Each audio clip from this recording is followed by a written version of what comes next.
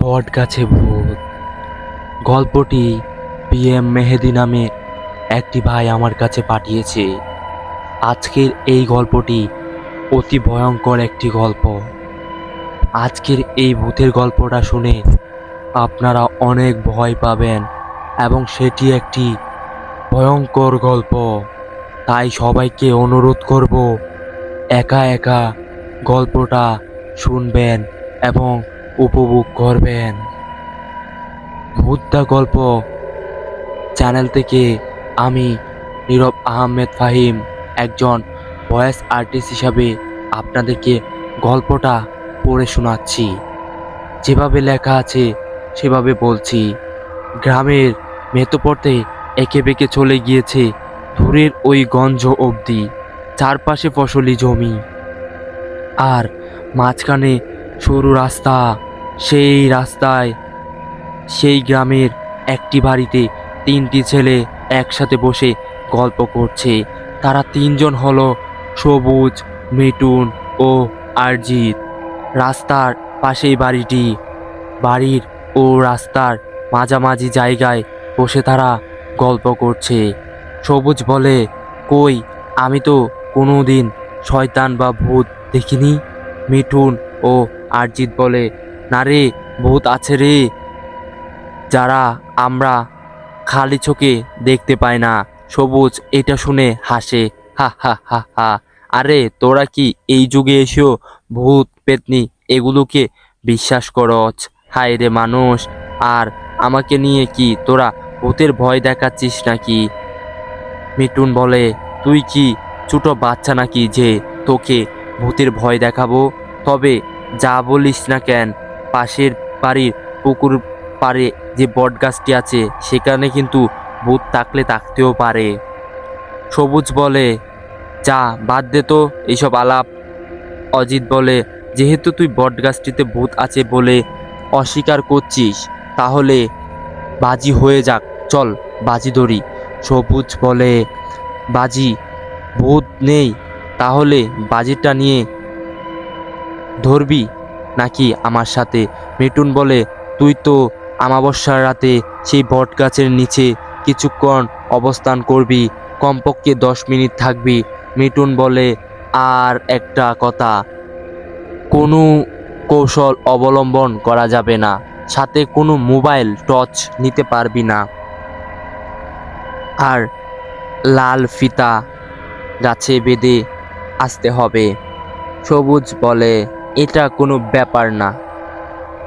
আর রে, 10 মিনিট কেন, পুরো রাতটি আমি সেই বট গাছের নিচে থাকতে পারবো।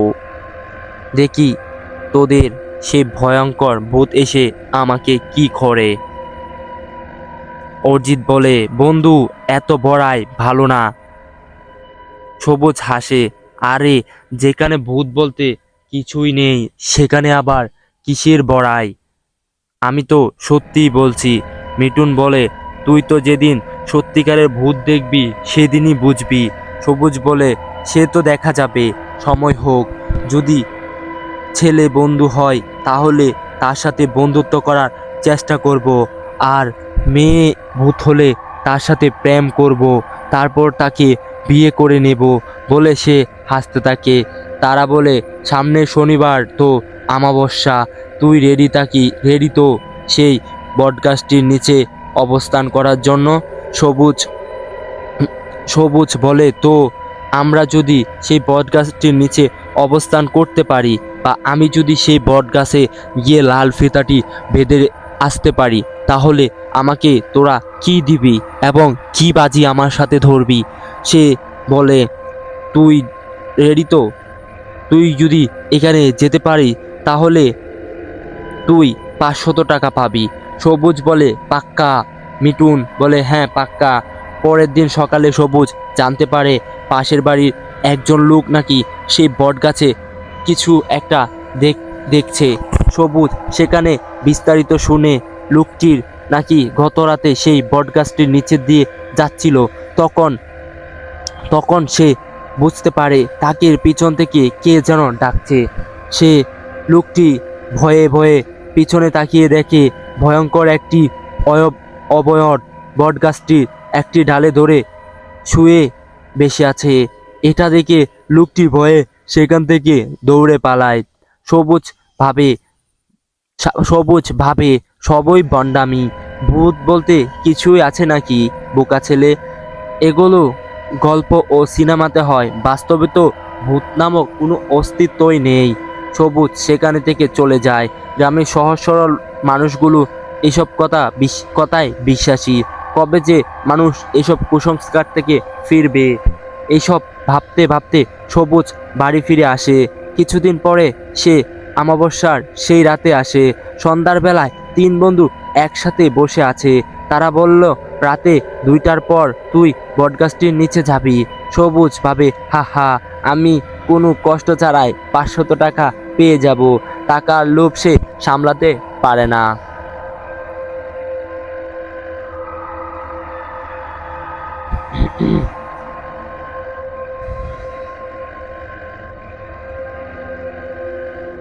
টাকার লোভ সে সামলাতে পারে না।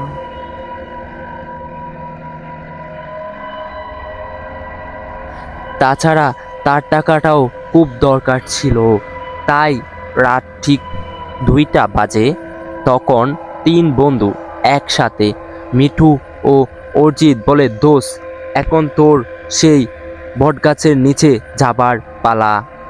সবুজ তাদেরকে এখানে আক্ষেপ করতেই বলে। আস্তে আস্তে 1 পা 2 পা করে সামনে এগোতে থাকে। আশেপাশে অন্ধকার, ঝিঝি পোকা আপন মনে ডেকেই চলছে। আশেপাশে কেউ নেই। চারদিকে শুনশান নিবিড় বিরাজ করছে। সেই একটু একটু ভয়ও পাচ্ছে। সবুজ ভাবে, মাত্র কয়েক মিনিট তারপরেই তো আমি টাকা পেয়ে যাব। এইসব ভাবতে ভাবতে সে বটগাছটির নিচে গিয়ে দাঁড়ায়। তখনই সঙ্গে সঙ্গে আশেপাশে সব অন্ধকার, কিছুই দেখা যাচ্ছে না। সবুজ বটগাছটির আশেপাশে তাকাতে করে একেবারে দেখে নেয়। তখন সে প্রায় গাছটির পিছনে অংশ কেউ একজন কাতা মুড়িয়ে শুয়ে আছে। প্রথমে এটা দেখে সে ভয় পেয়ে যায় এবং তখন সে ভাবে হয়তো কোনো পাগল এখানে শুয়ে আছে। এটা ভেবে সে গাছটিতে লাফ ফিতাতে বেঁধে ফেলে। সে আবার সেখান থেকে তাকায় যেখানে কেউ একটা কাতা মুড়িয়ে শুয়ে আছে। সে প্রথমে এটাই ভাবে হয়তোবা সেখানে পাগল হয়তোবা শুয়ে আছে, যার কোনো বাড়িঘর অস্তিত্ব নেই। সে তো পাগল, হয়তোবা সেই বটগাছটি গাছ বড় বলে সেখানে থাকে।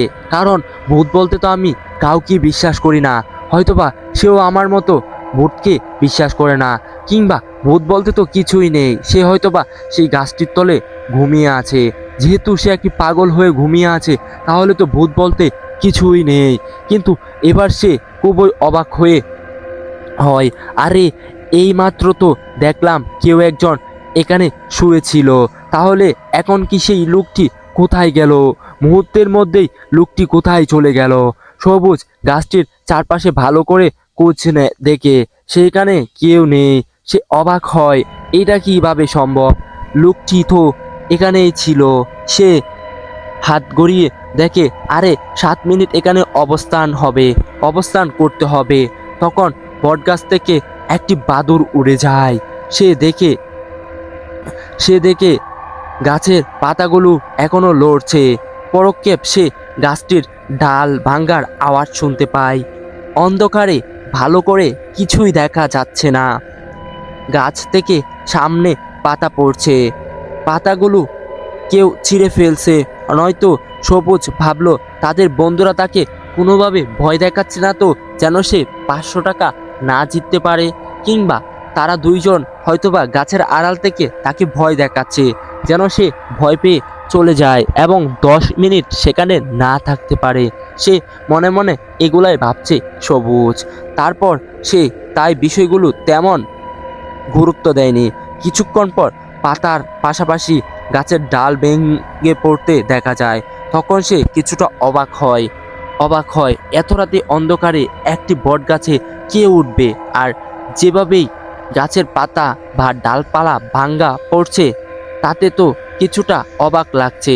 আসলেই কি তাহলে অশরীরীয় বা ভূত আছে? না না না, আরে কি ভাবছি এসব আমি, আমাকে ভয় পেলে চলবে না। সবুজ সাহস করে বলতে থাকে, এই শয়তান, তুই কে রে? কে রে? আমাকে কি ভয় দেখাবি? আমি তো এইসব ভয় পাই না। আরে তুই তো বাস্তবে নেই, মানে বাস্তবে তো তোর কোনো অস্তিত্বই নেই। যদি তুই যদি তুই বাস্তবে থেকে থাকিস তাহলে আমার সামনে আয়। আমি ঠিক তখনই ডালপালা ভেঙে পড়া বন্ধ হয়ে যায়। বিরাট এক ভয়ঙ্কর আওয়াজ আওয়াজ অবরণ অবয়ব অবয়ম তার সামনে এসে হাজির হয়। সাথে সাথে সবুজ সাথে সাথে সবুজ ভয় পেয়ে মাটির পড়ে যায়। অবয়বটি দেখতে ভয়ঙ্কর ভূতের সেও সবুজ ঠিক থাকতে পারে না। সে ভয়ে চিৎকার করতে থাকে থাকে সেখান থেকে সে দৌড়ে পালাতে থাকে। কিন্তু যে দৌড়াচ্ছে ততই না বারবার ঘুরে ফিরে সেই একই স্থানে চলে আসছে সবুজ। তখন সবুজ খুবই ভয় পায়। সেই ভয়ঙ্কর অবরণটিকে দেখে সবুজ কি করবে বুঝতে পারছে না। ভয়ঙ্কর করে অবরোধটি তার দিকে আসতে থাকে। ভয়ে সে চোখ বন্ধ করে রাখে। কিছুক্ষণ পরে সে বুঝতে পারে তার গায়ে কেউ স্পর্শ করেছে। সবুজ আবারও ভয়ে চিৎকার করে ওঠে। চোখ খুলে সে সামনে মিঠুনকে দেখতে পায়। মিঠুনকে দেখে সে বলল তাকে, এখানে ভূত আছে, তাড়াতাড়ি পালা পালা, এখান থেকে জলদি করে পালা। এই বলে সবুজ চিৎকার করতে থাকে। তারপর এসব কথা বলে মিঠুন ও সবুজ দৌড়াতে থাকে।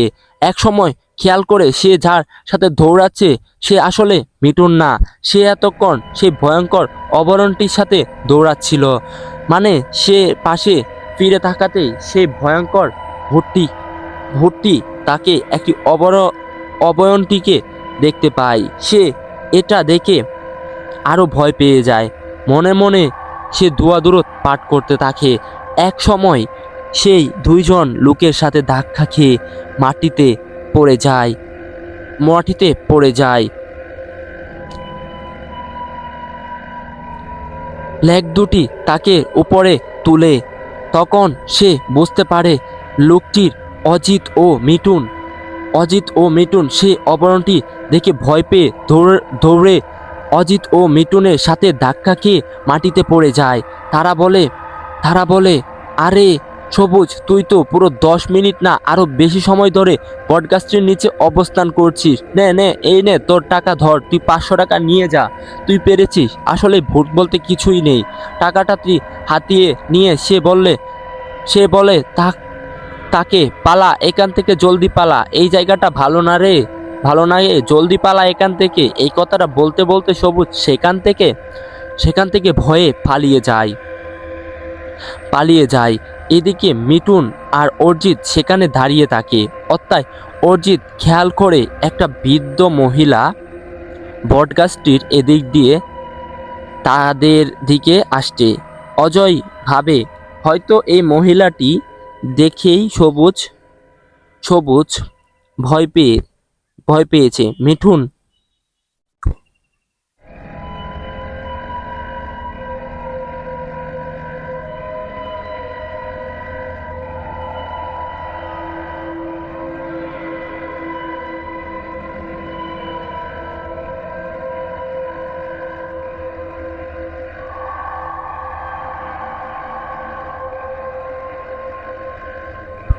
তাহলে কি সত্যি সবুজ এখানে কি সে ভূত দেখতে পায়নি?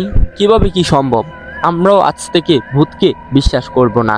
তারপর তারা একটা বৃদ্ধ মহিলাকে দেখতে পায়। বৃদ্ধ মহিলাটি একটা পুটলি নিয়ে দাঁড়িয়েছিল। তারপর কি হলো?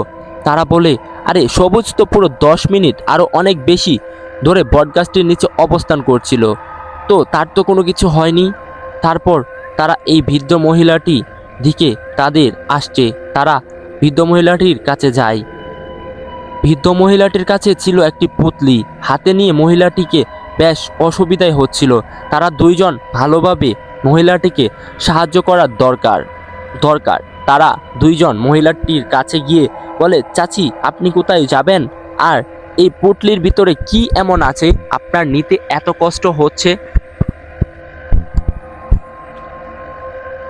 বৃদ্ধ মহিলাটিকে রহস্যময় একটা হাসি দিয়ে বলতে থাকে, বাবা আমার এই পুটলিটা তোমরা দুজন একটু সামনে রাস্তা পর্যন্ত নিয়ে যাবে? মিঠুন বলে, অবশ্যই নিয়ে যাব, কেনই বা নিয়ে যাব না?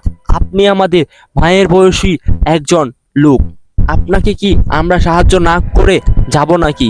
অবশ্যই সাহায্য করব আপনাকে আমরা। মিঠুন বলে, অবশ্যই নিয়ে যাব, তবে এই পুটলির ভিতরে আছেটা কি? মহিলা বলে, বেশি কথা বললে কিন্তু ঘাড় মটকে দেব। বৃদ্ধ মহিলার মুখে ঘাড় মটকানোর কথা শুনে অর্জিত থেমে যায়। আরে মহিলাটি এসব ভাষায় কি বলতেছে? আমাদেরকে কি ভয় দেখাচ্ছে এত রাতে? মিঠুন কিছুটা পথ সামনে গেলেই সামনে একটা পুকুর। মিঠুন ও মহিলাটি তখন সেই পুকুরে পাড় দিয়ে হাঁটছিল। তখন অর্জিতের চোখে পুকুরের পানিতে, সে শুধু পানিতে মিঠুনের প্রতি ছবি কিংবা ছায়া, আমরা যেটাকে ছায়া বলি, সেটা দেখতে পায়। আর মহিলাটির কোনো প্রতিবিম্ব সেই পানিতে বা তার ছায়া পানিতে দেখা যাচ্ছে না। এটা দেখে অর্জিত খুবই ভয় পেয়ে যায়। তাহলে কি সবুজ সত্যি কথা বলছিল? আর এখন তাহলে অর্জিত একটা খারাপ অশরীর সাথে হাঁটতেছে ভাবতেই অর্জিত গা শিউরে ওঠে। কি ভাবছো পিছনে মিঠুন ডাক দেওয়ার কি ঠিক হবে? অর্জিত কিছুটা সামনে যায়। মহিলা ও মিঠুন প্রায় রাস্তায় চলে এসেছে। অর্জিত খেয়াল করে মহিলাটি রাস্তায় গিয়ে দাঁড়ায়। মিঠুন পুটলিটা মাটিতে রাখে। তখনই সে পুটলিটা থেকে ভয়ঙ্কর এক অরশিরি বের হয়। আর মিঠুন এই দৃশ্য দেখে সে সেখান থেকে দৌড়ে পালায়। মহিলাটিকে বলতে থাকে, বাবা তুই আমার পুটলিটা মাটিতে রেখে ভুল করলি, এটার কেয়াসারত তোকে দিতেই হবে। এই বলে ভয়ঙ্কর সেই মহিলাটি সেখানে অদৃশ্য হয়ে যায়। তারা সবাই বাড়ি ফিরে যায়। পরের দিন সকালে তারা তিন বন্ধু একসাথে বসে ঘটে যাওয়া ঘটনাগুলো বলতে থাকে। তারা তিনজনই একই কথা বলতে সেই বটগাছটির নিচে এসে দাঁড়ায়। সবুজ বলে, আসলেই তো তোদের সাথে এই বাজিটা না ধরলে বুঝতে পারতাম না বটগাছটিতে ভূত আছে। পরে তারা যার বাড়িতে ফিরে যায়। পরের দিন সকালে গভীর একটা ঘুমের মধ্যে হঠাৎ মৃত্যুর চোখে গেল। সে শুনতে পায় তার মা তাকে দরজার বাহির থেকে ডাকছে। মিথুন তাড়াতাড়ি ঘর থেকে বেরিয়ে আসে গুনগুন করে। মিঠুর তার মাকে তার ডাক দেয়, মা আপনি কোথায় আছেন? বন্ধুরা, আপনাদের জন্য অনেক কষ্ট করে একটি গল্প তৈরি করতে আমাদের 2 থেকে 3 ঘন্টা সময় লাগে। এটা হয়তোবা আপনারা গল্পটা মাত্র কয়েক ঘন্টা কিংবা মিনিটে শুনে ফেলেন। আমাদের একটা গল্প তৈরি করতে সর্বনিম্ন হলেও 4 থেকে 5 ঘন্টা প্রয়োজন পড়ে। আমরা কিন্তু আপনাদেরকে অনেক সুন্দর একটি গল্প উপস্থাপন করি, আপনারা যেন শুনতে পারেন। তাই আপনাদেরকে রিকোয়েস্ট করব, আপনারা আমাদের ভূতদা গল্প ইউটিউব চ্যানেলটিকে সাবস্ক্রাইব করে দিবেন, যেন আমাদের চ্যানেলটি আরও সামনে এগিয়ে যেতে পারে এবং আমরা আপনাদের জন্য ভালো ভালো ভূতের গল্প শেয়ার করতে পারি। আর হ্যাঁ বন্ধুরা, আপনারা যদি চান আপনাদের ভূতের লেখা গল্প আমাদের চ্যানেলে আপলোড করতে, তাহলে সম্পূর্ণ ফ্রিতে আপনি আপলোড করতে পারবেন। তো কিভাবে আপনি আপলোড করতে পারবেন? আপনার লেখা প্রকাশিত করতে পারবেন আমাদের এই চ্যানেলে গল্পটি। তো কিভাবে প্রকাশ করবেন আপনি হয়তোবা ভাবছেন। আপনি শুধু আপনার লেখা বড় আকারের গল্প একদম যত বড় হবে তত বেশি আমরা গুরুত্ব দিব। আপনার লেখা গল্পটি কিন্তু 1 ঘন্টার উপরে হতে হবে, কিংবা এই গল্পটা এত বড় করে লিখবেন যেন প্রকাশিত করলে মানুষ শুনতে ভালো লাগে। কারণ আজকাল ছোট গল্প একটু একটু কেউ শুনতে চায় না। বড় গল্প হলে মানুষ সময় নিয়ে শুনে এবং উপভোগ করতে পারে। ঠিক যেমন আপনারা শুনতে পাচ্ছেন, এই গল্পটি একটি ভাই আমাকে পাঠিয়েছে, তাই আমি আপনাদের মাঝে শেয়ার করেছি। সো বন্ধুরা, আপনারা কিভাবে গল্প পাঠাবেন সেটার জন্য আপনারা চলে যাবেন এই ভিডিওর ডিসক্রিপশনে, দেখবেন আপনারা আমার ফেসবুক অফিসিয়াল অ্যাকাউন্ট পেয়ে যাবেন। সেই আইডিতে আপনারা মেসেজ করে গল্পটা সেন্ড করে দিবেন এবং সেখান থেকে আমরা গল্পটা কালেক্ট করে আমরা ভয়েস করে আমাদের আর্টিস্ট যারা রয়েছে তাদের থেকে আপনাদের গল্পটা আমাদের চ্যানেলে পাবলিক করব এবং আপনারাও শুনতে পারবেন, এবং আপনি আপনার নামটা ক্রেডিট করে দিলে আপনার নামটাও গল্পতে প্রকাশিত হবে। সো এবার গল্পতে আসা যাক। এত রাতে আপনি বাহিরে কি করছেন? তার মা কোনো কথা বলে না, শুধু কান্না করছে আর বটগাছটির দিকে হাঁটছে। মিঠুন ও সেখান থেকে যায় বটগাছটির। মিঠুন ও হেঁটে হেঁটে যায়। সে বলে, মা তুমি কোথায় যাচ্ছ?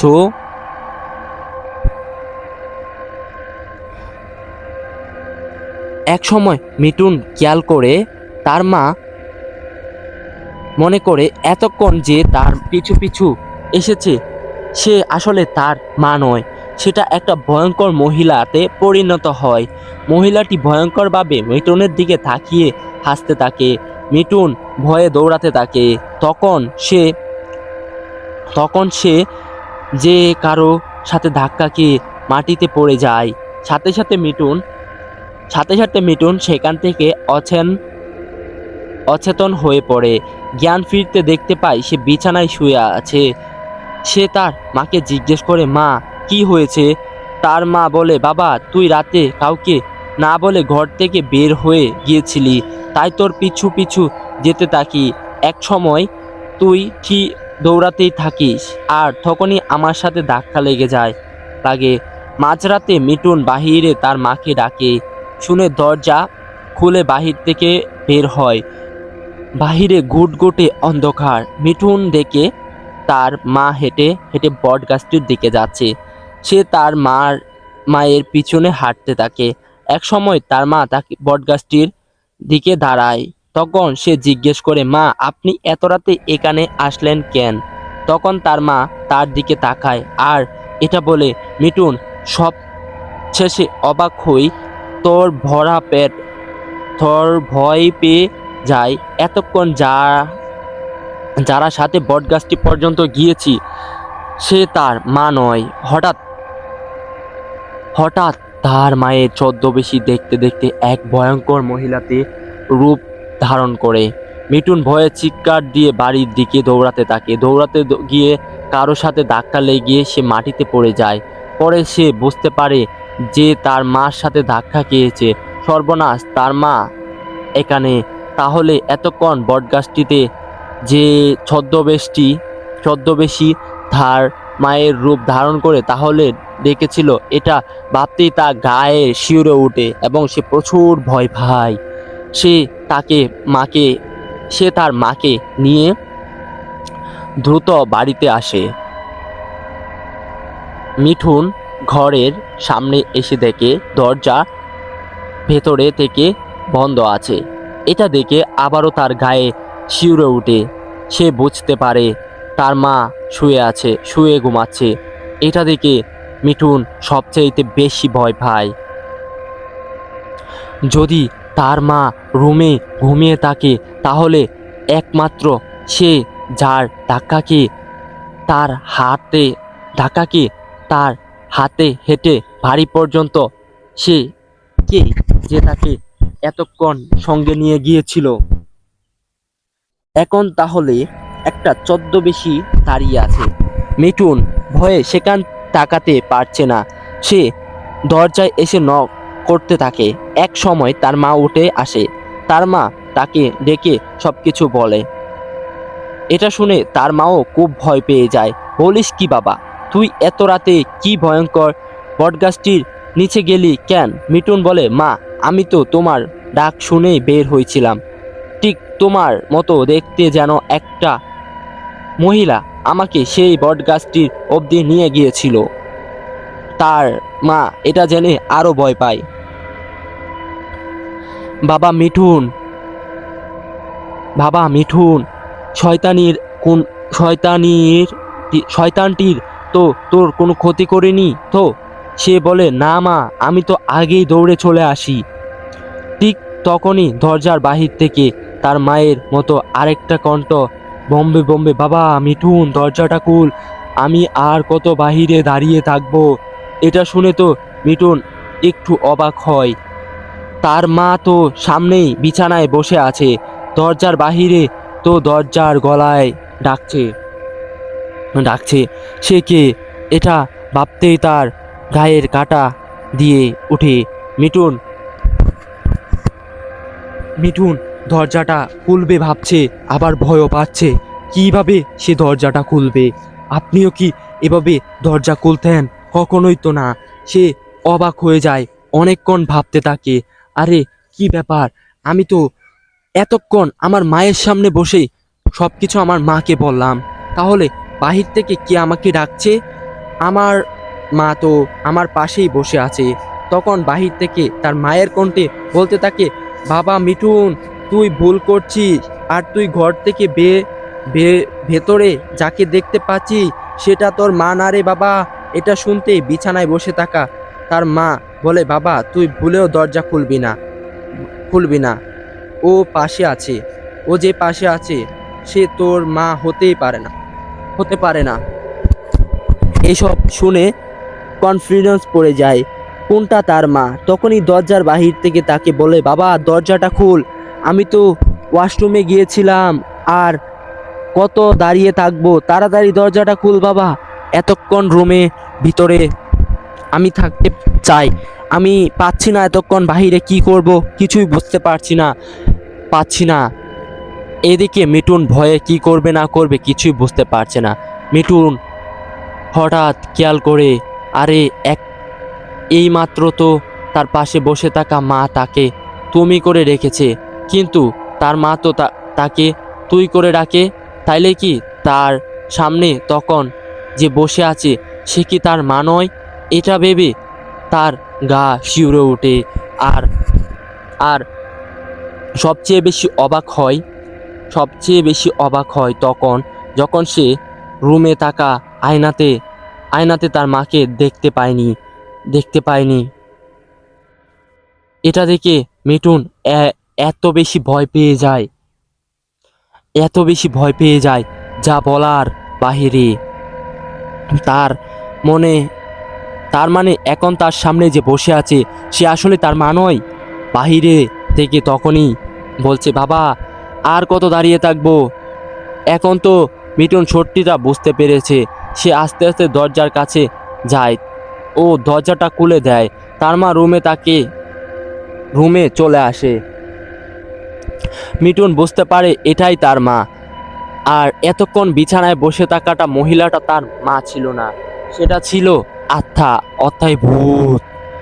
মিঠুন ভাবে এটা কিভাবে সম্ভব? সেই ভয়ঙ্কর শয়তানটি রুম অবধি এসে তার মায়ের রূপ ধারণ করে তার জায়গা দখল করে বসেছিল। এটা ভেবে সে পাশের বিছানায় তাকিয়ে দেখে সেখানে তার মা এর মতো দেখতে সেই মহিলাটি আর নেই।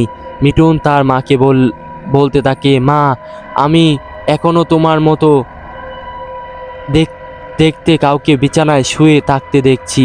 তাই তার মা বলে, বাবা তুই যা দেখছিস সবই খারাপ দেখছিস বাবা, তোরে বলছি সাবধানে থাকতে, রাতে কেউ ডাকলে ভুলেও দরজা খুলবি না, একটু ভেবে দরজা খুলবি।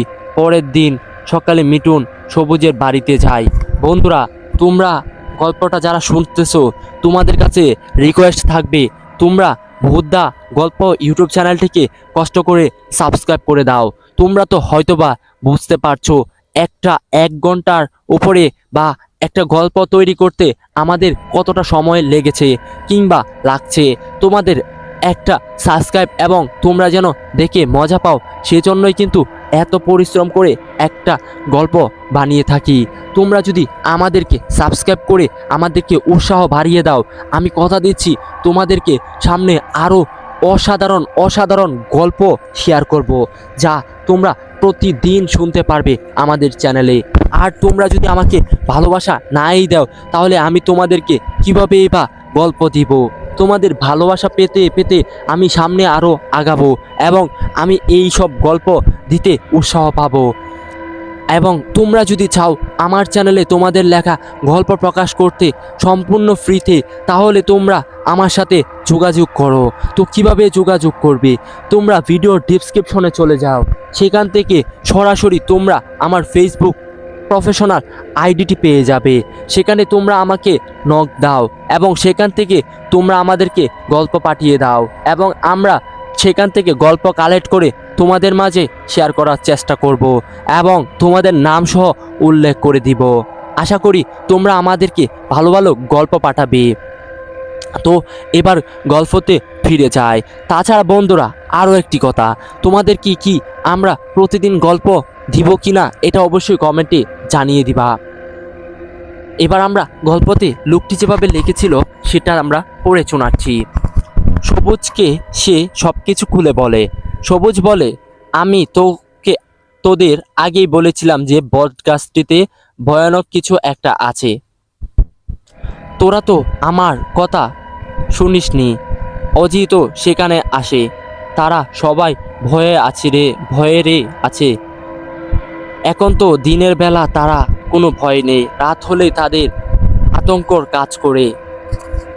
আতঙ্ক কাজ করে তারা রাতে কোথাও যায় না। মিঠুন বলে, আর সবচেয়ে ভয়ঙ্কর ব্যাপার হলো সেই অশরীরিত যে কারো রূপে ধারণ করতে পারে। এটা শুনে অর্জিত ও সবুজ ভয় পেয়ে যায়। পরের দিন সেখান থেকে বাড়ি চলে যায়। পরের দিন রাতে ঘুমিয়ে আসে। সবুজের বাবা বাজারে গিয়েছিল, তার ফিরতে অনেক দেরি হচ্ছে। তিনি বাজার শেষে পরিস্থিতি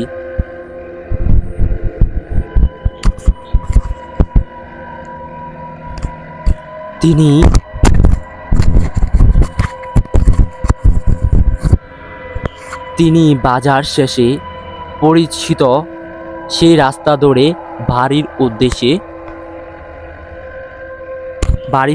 ফিরেছিল। রাস্তায় কেউ নেই, চারপাশে শুনশান। দূর থেকে শিয়ালের ডাক ও ঝিঁঝি পোকার ডাক ছাড়া আর কোনো কিছুই কানে শোনা যাচ্ছে না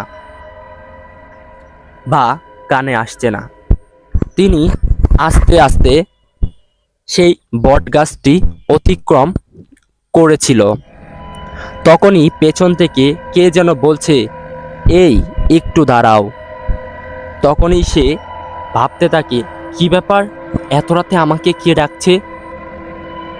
তারপর সে ভাবে, আমার বস্তাটা একটু মাথায় উঠিয়ে দিয়ে যা। প্রথমে সে ভাবে, আসলে কে আমাকে ডাকছে এত রাতে? এখানে তো ঝিঁঝি পোকা আর পশু পাখির ডাক ছাড়া আমি কোনো কিছুই শুনতে পাচ্ছি না। তারপর তাকে বলতেছে, আমার বস্তাটা একটু মাথায় উঠিয়ে দিয়ে যা। এটা শুনে তিনি থেমে যায়।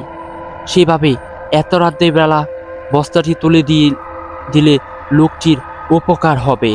তিনি সরল মনে কোনো কিছু না ভেবে সেখানে গিয়ে দেখতে পায় একটা মহিলা দাঁড়িয়ে আছে। মহিলাটির মাথায় চুলগুলো এত বেশি লম্বা যে চুলগুলো সব দেখতে সাদা, মানে চুলগুলোর সাথে বটগাছের একটা ডালের হতে পারে। একটা ডাল হতে রাস্তা পর্যন্ত চলে এসেছে। সবুজের বাবা মহিলার দিকে তাকিয়ে খুবই ভয় পায়। সে দেখে এটা তো মহিলা না, ভয়ঙ্কর খুবই ভয়ঙ্কর একটা চেহারা, যার চুলগুলো বটগাছের ডালে লেগে আছে এবং ঝুলে আছে। এত ভয়ঙ্কর একটি মহিলা ও লম্বা সাদা চুল দেখে সে খুবই ভয় পেয়ে যায়।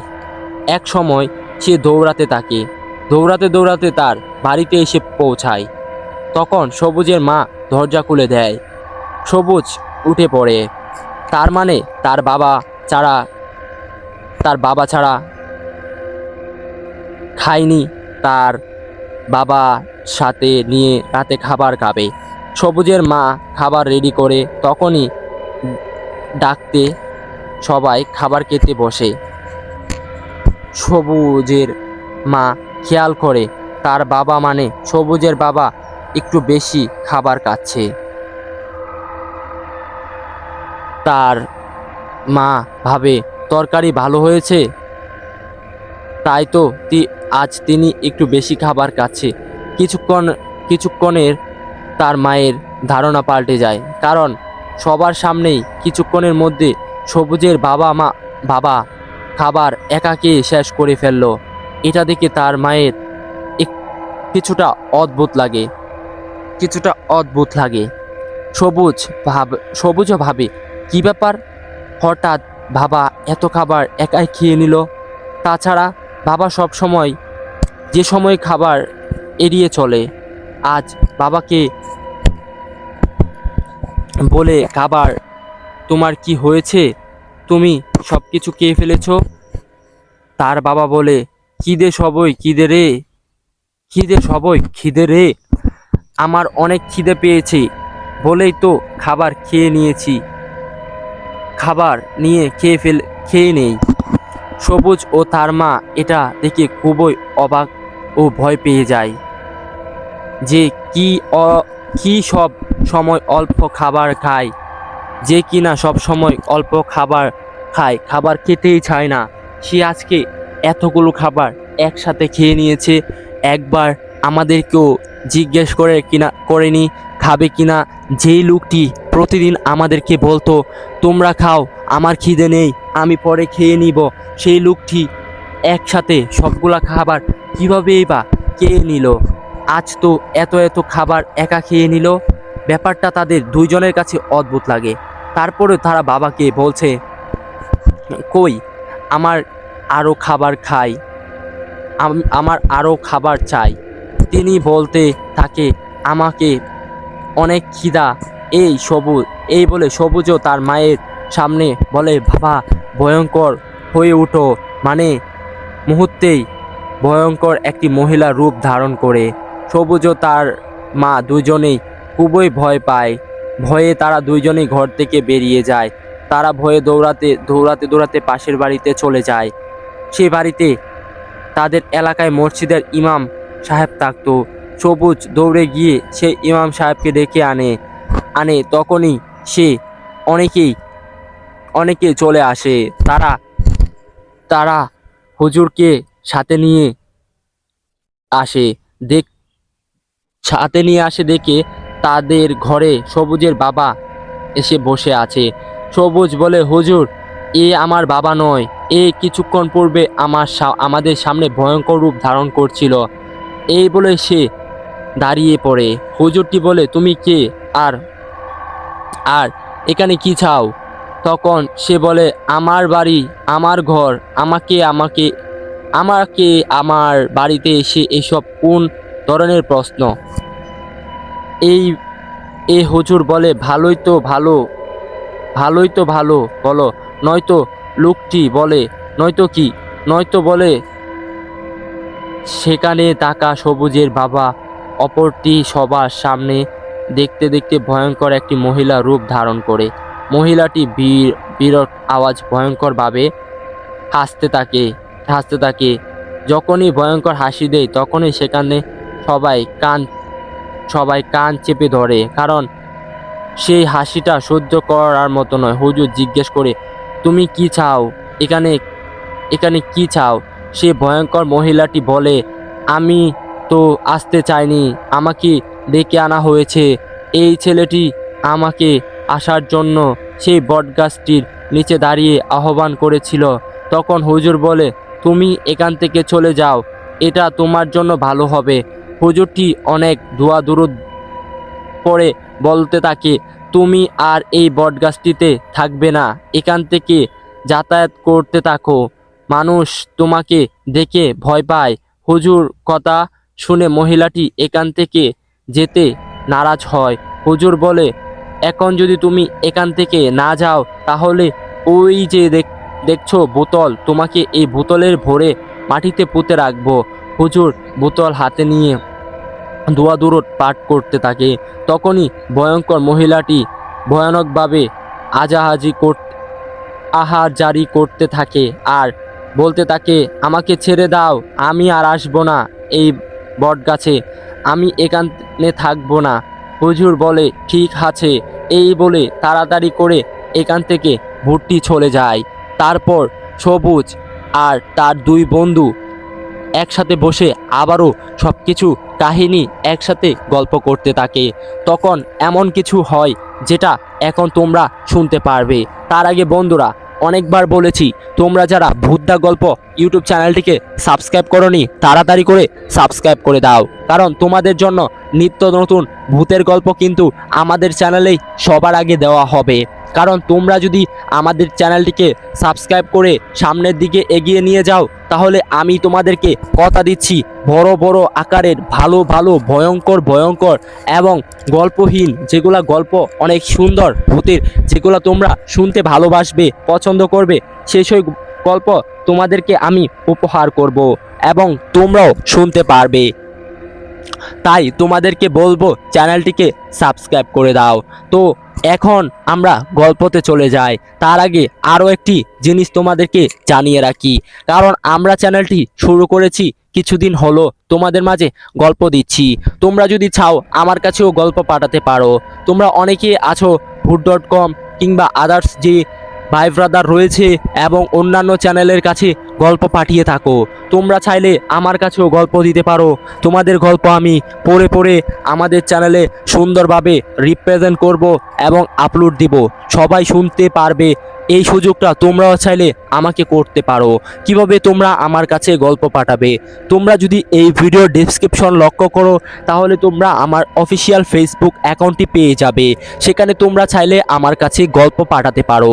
তাছাড়াও অথবা তোমরা যদি চাও তাহলে আমার হোয়াটসঅ্যাপ নাম্বার দেওয়া আছে প্রথম কমেন্টে, এবং তোমরা যদি চাও তাহলে আমাকে হোয়াটসঅ্যাপের মাধ্যমে গল্প পাঠাতে পারো। দেশ বিদেশ থেকে যারা গল্পপ্রেমিক আছে তারা সবাই কিন্তু গল্পটা পড়তে পারবে। তাই তোমাদেরকে রিকোয়েস্ট থাকবে, তোমরা যদি চাও আমাকে গল্প দিতে পারো। আমি চাই তোমাদের গল্প আমাদের চ্যানেলে চলুক এবং তোমাদের পরিচিতি বাড়ুক। আশা করি তোমরা আমাদেরকে গল্প দিবে এবং তোমরাও তোমাদের পরিচিতি লাভ করে নিবে। তো বন্ধুরা, এবার মেন গল্পতে আবারও চলে যাওয়া যাক। এই গল্পটি আমাকে এক মেহেদি নামে ভাই পাঠিয়েছে। তিনি মূলত গাজীপুর চৌরাস্তায় থাকেন। তার গল্পটা আমার কাছে বেশ ভালো লেগেছে, তাই আমি আপনাদের মাঝে শেয়ার করতে চলে এসেছি। আজকের এই গল্পটাতে এত কিছু জানতে পেরে তোমাদের কেমন লাগেছে এটা আমি হয়তোবা বলতে পারবো না, কিন্তু আমি সামনের দিকে আরও ভালো কিছু ইউনিক কিছু দেওয়ার চেষ্টা করব আমাদের এই চ্যানেলে। তো চলো এবার বাকিটুকু শোনা যাক। তো এখন হচ্ছে তার দুই বন্ধুর পালা শেষ। তারপর তাদের সাথে অর্জিত যে লোকটি ছিল সে বলল, ওরে বাপরে, এখন আমার কি হবে? আমি তো এখন বাদ রয়ে গেলাম। তোদের দুইজনের বাড়িতেই হামলা দিয়েছে ভূত, আমাকে তো ওরা ছাড়বে না, কারণ আমিও তোদের সাথে বাজি ধরেছি। এখন আমার কি হবে? হায় রে, আমি তো ফেঁসে গেলাম, আমাকে তো এখন মেরে ফেলবে, তোদেরকে তো কিছুই করেনি। তারপর তখনই সবুজ বলে, আরে না না না, কোনো কিছু হবে না তোর। সবুজ বলে, তোর তো কোনো কিছুই হবে না, কারণ ভূত আর নেই, ভূত গ্রাম ছেড়ে পালিয়েছে। তারপর অজিত বলে, আরে আমি তো ভয় পাচ্ছি, কারণ আমাকে তো তারা ছাড়বে না, তো ওদেরকে ছাড়ছে বলে আমাকে তো এখন ও মেরে ফেলতে পারে, আমি তো অনেক ভয় পাচ্ছি, তো এখন আমার কি হবে? তারপর অর্জিত বলে, আরে আমি তো সারা রাত জেগে থাকবো, আমাকে ভূতে কিছুই করতে পারবে না। তারপর সবুজ বলে, আরে বোকা ছেলে, কি বলছিস সেসব পাগলের মতো? ভূত তো আমাদের এলাকা থেকে চলেই গেল, আমার বাবাও বাবা সেজে এসেছে, তার আগে তার মা সেজে এসেছে আমার বন্ধুর। তো ভূত তো এখান থেকে চলেই গিয়েছে, এখন কি আর ভূত আছে নাকি বটে? তুই আজাইরা কেনই বা এত চিন্তা করতেছিস? কোনো চিন্তার কারণ নেই, তুই নিশ্চিত থাক, ভূত আর এখন নেই। তুই নিশ্চিত থাক, কারণ মিঠুনের বাড়িতেও মা সেজে গিয়েছিল, মিঠুনকে কোনো কিছু কিন্তু করেনি বা তার মাকেও কোনো ক্ষতি করেনি। তারপর আমাদের বাড়িতে গিয়েছিল, আমাদেরকেও কিন্তু কোনো কিছু করেনি। শুধু সে আছে কিনা সেটা প্রমাণ করার জন্য কিন্তু আমাদেরকে সামনে হাজির হয়েছিল।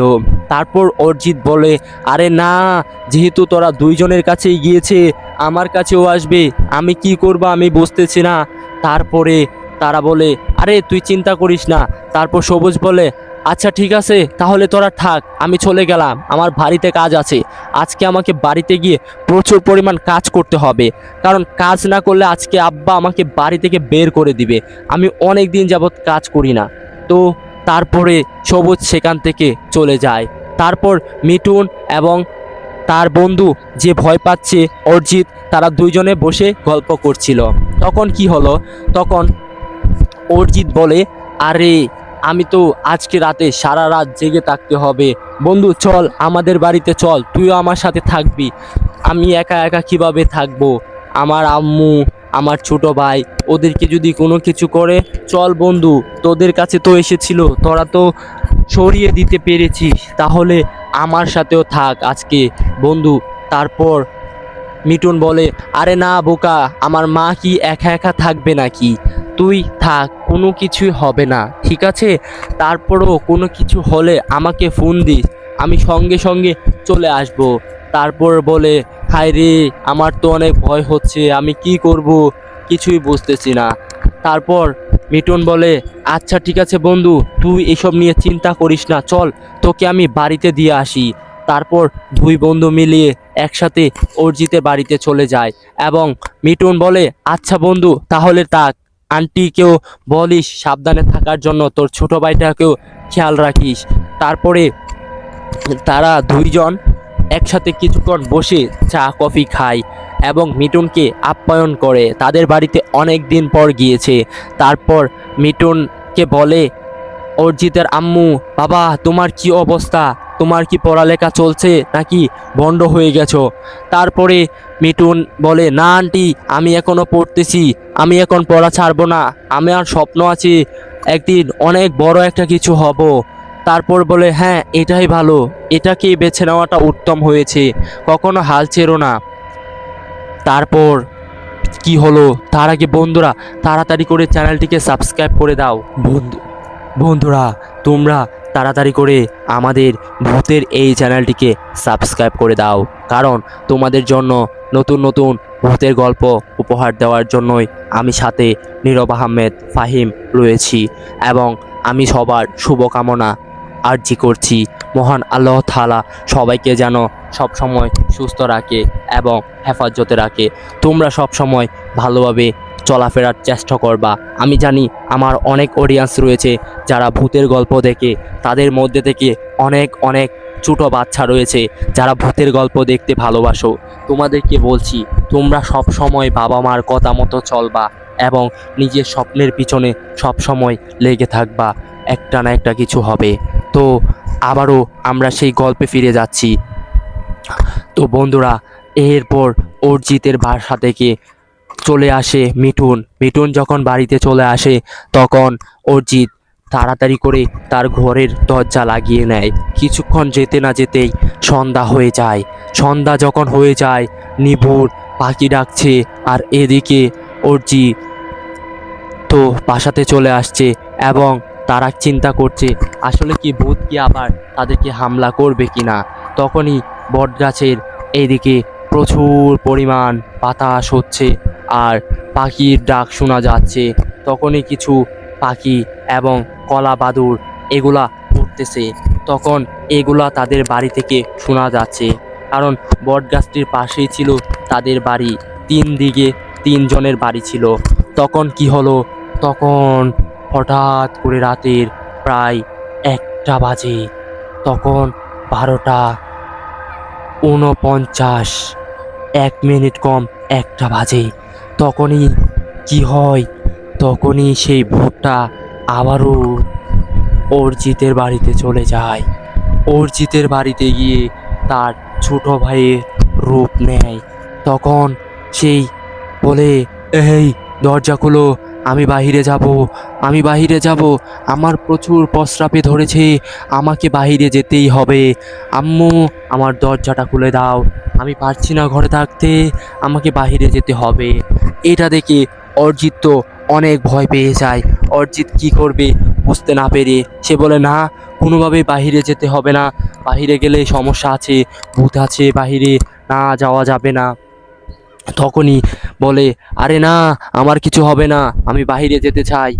তারপর অরিজিৎ বলে, দেখ ভাই, আমি তোকে না করছি কেন, দেখ কালকে সবুজের বাড়িতে এবং মিঠুনের বাড়িতে বিভিন্ন রূপে ভূত এসে আক্রমণ করেছিল, আজকে তোকেও কিনা আক্রমণ করতে পারে বা আমাদের পরিবারের কাউকে আক্রমণ করতে পারে। তাই আমি বলছি না যাওয়াটাই বেটার হবে। তাই তোকে আমি বলবো তুই যাইস না, ভাইনাবালা, তুই বাড়ি থেকে বাহির হবি না। তারপর বলে, আরে না, আমার কিছু হবে না, দরজা খুলো, এই তো আমি এখনই বেরিয়ে গেলাম। তখনই অর্জিতের ছোট ভাই বাহিরে যায়। বাহিরে যেতে সে তখনই একটা ভল দেখতে পায়, সুন্দর একটি, অনেক সুন্দর একটি ভল। সে বলে, না, আমাকে তো এই ভলটা নিতেই হবে। তারপরে সে ভলটার পিছন দৌড়তে থাকে। ভলটা যেতে যেতে যেতে যেতে এক পর্যায়ে চলে যায় বট গাছটির এদিকে। তখন সে বুঝতে না পারে, তখনই তার অর্জিতের মা এবং তার বাবা এবং অর্জিত তিনজনই তার পিছু নেওয়া শুরু করে এবং বলতে থাকে, আরে কোথায় যাচ্ছিস, দাঁড়া দাঁড়া। আর তখনই অর্জিতের ছোট ভাই রাহুল বলে, আরে মা, আমি যাচ্ছি না, এই যে সামনে বলটা নিয়েই চলে আসবো, তোমরা চিন্তা করিও না। তখনই সেই ভুট্টা বলের রূপ নিয়ে যেতে থাকে। তখনই সে বট গাছের নিচে চলে যায় এবং তখনই সেখানে যায়। তখনই দেখে যে ভলটা আর নেই। সে বলে, ওরে বাপরে, মাত্র না ভল দেখলাম, এখন ভলটা কোথায় গেল? মনে হচ্ছে আমার ভাই ঠিকই বলেছে, এই ভুট্টাই মনে হয় আমাকে তাড়া করেছে, তো আমাকে যেতে হবে। তারপর সেখান থেকে দৌড়ে পালাতে থাকে। পালাতে পালাতে এক পর্যায়ে তার বাপের সাথে এসে ধাক্কা খেয়ে যায়। তখনই সে বুঝতে পারে যে আসলেই সে ভূত ছিল। তখন তার বাপ বলে, আরে তুই চিন্তা করিস না, আমি দেখছি বিষয়টি। তখনই তারা তাড়াতাড়ি করে তার ভাইকে বাড়িতে নিয়ে চলে যায়। এর পরের দিন গ্রামবাসী সবাইকে সেই কাহিনীটি জানায়। তখন সেখানে সবাই হাজির হয়, সেই হুজুরটিও হাজির হয়। তখন এক তান্ত্রিককেও আনা হয় সেখানে। এই ভূতের একটা না একটা ব্যবস্থা করতেই হবে, না হলে কিভাবে হয়। তখনই তখনই কি হয়, তখন সেই তান্ত্রিক আসে এবং সেই হুজুরটিও আসে। হুজুরটি আসার পর বিভিন্ন ধয় দুরুদ পাঠ করে সেই ভূতটিকে সেখানে ডাকা হয়। তখন ভূতটি আসতে না আসতে প্রায় অনেকক্ষণ টাইম লেগে যায় এবং তখনই আসছিল না। তান্ত্রিকের কথাতে কোনোভাবেই সাড়া দিচ্ছে না ভূত। তারপর সেই হুজুরটি আবারও তার মন্ত্র দ্বারা সে চেষ্টা করে এবং সে অনেক অনেক ইসলামিক অনুযায়ী সে অনেক দুরূদ পাঠ করে। এক পর্যায়ে তার দুয়াতে ভূতটি এসে হাজির হয়। তাকে দেখতে এতটাই ভয়ঙ্কর, সেই গ্রামবাসী অনেক অনেক ভয় পেয়ে যায় তাকে দেখে। তারপর কি হলো, তারপর বন্ধুরা, আমার একটি কল এসেছিল, তাই সরি, আপনাদের কাছে বিনীতভাবে আমি দুঃখিত। তো এবার আবারও গল্পতে চলে যাচ্ছি। তো গল্পের মধ্যে এমন কিছু বলবো যেগুলা সেই লোকটি আমাকে পাঠিয়েছে। এই গল্পটি আপনার কাছে কেমন ভয়ঙ্কর লেগেছে আপনারা কমেন্টে অবশ্যই জানিয়ে দিবেন। তারপর গ্রামবাসী সবাই ভূতটিকে দেখতে পায়, সে এই এক অনেক বড় দানবের মতো একটি রূপ নিয়ে সামনে আসে। তখন সবাই গ্রামবাসী মিলিয়ে বলে, তুই এই গ্রামে আর থাকতে পারবি না। তখন তান্ত্রিক বলে, তুই যদি এই গ্রাম ছেড়ে না যাস তাহলে তোকে আমি এখনই এখনই সারা জীবনের জন্য মেরে ফেলবো, আমি আমার সাধনা দিয়ে। তখনই ভূত বলে, তুই আমার কিছুই করতে পারবি না, আমি এক শক্তিশালী ভূত। তারপরে দানব বলে, তান্ত্রিক বলে যে আরে তোকে তো আমি এখনই ব্যবস্থা করছি, তার চাইতে বরং প্রাণ বাঁচাতে চাইলে এখনই চলে যা। তারপর সবার সামনে ভূতটি তার উপর আক্রমণ করে এক পর্যায়ে তান্ত্রিককে আহত করে ফেলে। সবাই ভয় পেয়ে যায়। ভূতটি এমন এক ভয়ঙ্কর রূপ নেয় যেটা তো সবার কাছে ভয়ঙ্কর একটি রূপ। সবাই ভাবে গ্রাম ছেড়ে চলে যাবে। তখনই সেই হুজুরটি আসে এবং বলে, দেখ তোকে এখনই আমি বলছি, শেষবারের জন্য সুযোগ দিচ্ছি। এর আগে সুযোগ দিয়েছিলাম, এখন আমি বলছি তুই চলে যা। ভূত বলে, না আমি যাব না, এই গ্রাম সবটা আমার, আর এই বট গাছের নিচে যে আসবে তাকেই আমি ভয় দেখাবো, এটাই আমার কাজ। তারপরে বলে, আরে কি বলতেছি, দাঁড়া তাহলে তোর ব্যবস্থা আমি করতেছি। তখনই হুজুর অনেক অনেক কিছু পাঠ করে এক পর্যায়ে সে এটা প্রয়োগ করে ভূতটির উপর। ভূতটি অনেক অনেক ক্ষতি করতে থাকে, মানুষের ঘর বাড়ির উপর আগুন জ্বালিয়ে দেয় তার ভূতিক সাহায্যে। তারপর একদিকে হুজুর তাড়াতাড়ি করে দৌড়ে গিয়ে একটি কাচের বোতল নিয়ে আসে এবং তার যে ছোড়া ধোয়া দরুদ এগুলা পরে সেই ভূতটাকে তার কন্ট্রোলে নিয়ে আসে। এবং তখন ভূত বলে, আমাকে ছেড়ে দাও, আমি বাঁচতে চাই, আমাকে মেরো না, আমি বাঁচতে চাই। তখন বলে, দেখ তোকে এর আগেও আমি সুযোগ দিয়েছি, তারপরেও তুই এমন কাজ করেছি, তোকে তো আর সুযোগ দেওয়া যাবে না। তারপরে বলে, না এটাই আমাকে শেষ সুযোগ দাও। তারপরে বলে, আচ্ছা ঠিক আছে, তোকে এখন ছেড়ে দিব। এই বলে লোকটি কি করে, তাকে এই বোতলের ভিতরে ভরে ফেলে এবং বলে, দেখ তুই অনেকবার আমি তোকে বলেছি, এর আগে যদি তুই চলে যেতি তাহলে হয়তো তোর কোনো কিছুই হতো না। এখন তুই এই বোতলের ভিতরেই সারা জীবন থাকবি এবং তোকে এই আলাদিন হিসাবেই, এই ভূত হিসাবেই তোকে বাঁচতে হবে এবং তোকে মাটির নিচে আমি ঘিরে ফেলবো। তারপর বলে, ভূত আর কিছুই বলে না, শুধু বলে, আমাকে ছেড়ে দাও, আমাকে ছেড়ে দাও, আমি বাঁচতে চাই। তারপরে বন্ধুরা গল্পটা এক পর্যায়ে এমন রূপ নেয়, তারপরেও কিন্তু আরও পার্ট রয়েছে। তোমরা যদি আমাদেরকে সাবস্ক্রাইব করে দাও তাহলে আমি পরবর্তীতে তোমাদেরকে পার্টটা শোনাবো। এরপর গ্রামবাসী সেখানে সুন্দরভাবে থাকা শুরু করে এবং তারাও বলতে থাকে যে এই ভুট্টার জন্য আমরা অনেক অনেক কষ্টে জীবনযাপন করতে হয়েছে। এবং যে লোকটি বটগাছের নিচ দিয়ে যায় তাকেই সে ভয় দেখাতো, সে ভয়ে গ্রাম থেকে বাহিরে যাওয়া যেত না, রাত হলে বাহিরে যেতে পারতাম না। এবং এই দিক দিয়ে কিছুদিন আগে আমাদের গ্রামের একটি লোক হারানো গিয়েছে, মনে হয় সেই ভূতটিই, মনে হয় সেই ভূতটিই এই মানুষটিকে মেরে ফেলেছে। এভাবে এক এক করে হয়তোবা গ্রামের সবাইকে মেরে ফেলতো। তাই হুজুরকে সবাই বকশিস হিসাবে অনেকগুলো টাকা দেয় এবং বলে, হুজুর আপনার এগুলো দিয়ে মিষ্টি খাবেন এবং আপনাকে অসংখ্য ধন্যবাদ সবাইকে এই ভূতের হাত থেকে বাঁচানোর জন্য। তারপর বন্ধুরা এমন কি হলো জানতে হলে চ্যানেলটিকে সাবস্ক্রাইব করে দাও, কারণ এই পর্ব শেষ নয়। আমি যার কাছ থেকে গল্পটা পেয়েছি সে এটার দ্বিতীয় পার্ট তোমাদের মাঝে আবারও নিয়ে আসার জন্য ব্যবস্থা করছি, কারণ সে গল্প লেখা শুরু করেছে এবং দ্বিতীয় পার্ট খুব শীঘ্রই আমাদের ভূতদা গল্প চ্যানেলে পেয়ে যাবে। তাই অবশ্যই অবশ্যই চ্যানেলটি সাবস্ক্রাইব করে দাও। আমি তোমাদের জন্য নেক্সট এই এপিসোডটা খুব শীঘ্রই নিয়ে চলে আসব। তাই বন্ধুরা তোমাদের কাছে রিকোয়েস্ট থাকবে, তোমরা যারা ভূতের গল্প শুনতে ভালোবাসো তারা আমাদের চ্যানেলের সঙ্গে থাকো। আমি চাই তোমাদেরকে ভালো ভালো গল্প উপহার দেওয়ার জন্য। তারপর কি হলো বন্ধুরা, এবার চলো আমরা বাকিটুকু শুনে আজকের গল্প এখানেই শেষ করি। তারপর কি হয়, গ্রামের প্রতিটা লোকই সেই ভূতটাকে বলে যে ভালোই হয়েছে সেই ভূতটা এখান থেকে চলে গিয়েছে। তারপর কি হলো এবার আমি তোমাদেরকে পড়ে শোনাচ্ছি। হুজুরটি অনেক দোয়া দরুদ পড়ে বলতে থাকে, এবার তো আর বটগাছে থাকতে পারবে না, তুমি অনেক মানুষকে জ্বালাতন করেছ, তারপর মানুষ ভয় পায় তোমার জন্য। শুনো, মহিলাটি এখান থেকে যেতে নারাজ হয়। তারপরে হুজুর তাকে তো বোতলের ভিতরেই আটকে নেয়। সেই ভয়ঙ্কর মহিলাটি আটজারিতে এখানে আটকে থাকে। এক পর্যায়ে আমি এখান থেকে আর থাকবো না। হুজুর বলে, ঠিক আছে, তোমাকে বিশ্বাসের উপর ছেড়ে দিলাম, ভবিষ্যতে এই এলাকার আশেপাশে আসবে না। তারপর ভুট্টি বলে যে, আমি কথা দিচ্ছি আর কোনো দিনও আমি এই গ্রামে আসবো না। আমি এবারের মতো সুযোগ দাও, আমি আর কোনো দিন আসবো না। আমি যদি এটার ভিতরে থাকি, আমার দুটো বাচ্চা আছে, তারা মারা যাবে। তারপর বলে, আচ্ছা, তোমাকে আমি শেষবারের মতো সুযোগ দিচ্ছি, এই যে তোমাকে আমি অন্য গ্রামে গিয়ে ছেড়ে দিয়ে আসব। তুমি অন্য গ্রামে কখনো মানুষের ক্ষতি করবে না, তুমি সবসময় মানুষের ভালো চাবে, তাহলে দেখবে যে তোমাকে সবাই পছন্দ করবে এবং তোমাকে সবাই সব সময় ভালোবাসবে।